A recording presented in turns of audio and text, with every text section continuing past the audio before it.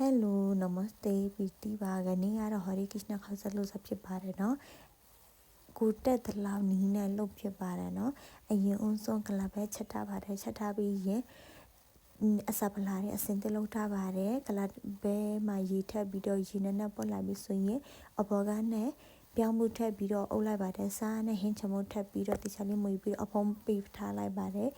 ဟိုအသားတွေကိုကြော်ပါမယ်ရှောက်ကပေါက်လက်ထပ်ပါမယ်အရက်ထက်မှာ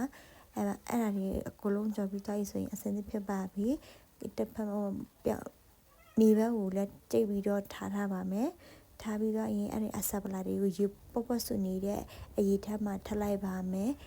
မြေဘက်လည်းထလိုက်ပါမယ်မြေဘက်ထပ်ပြီးသားရင်ခိုင်းချင်းလေးချက်ပါမယ်ခိုင်းချင်းလေးချက်ပြီးဆိုရင်အပေါ်ကနဲ့ခိုင်းချင်းလေးကိုလောင်းထလိုက်ပါမယ်နော်ပြီးကြရင်ရေပွက်ဆူလာပြီဆိုရင်အပေါ်ကနဲ့နို့စိမ့်လေးထပ်ပြီးတော့ကဲစားလို့ရပါပြီရေစင်းနဲ့ရေဆေးပြီးတော့ထားပါတယ်နော်ပီတီရဲ့ blog လေးကိုကြိုက်တဲ့ဆိုရင် share ပေးကြပါအားလုံးကိုကျေးဇူးတင်ပါတယ်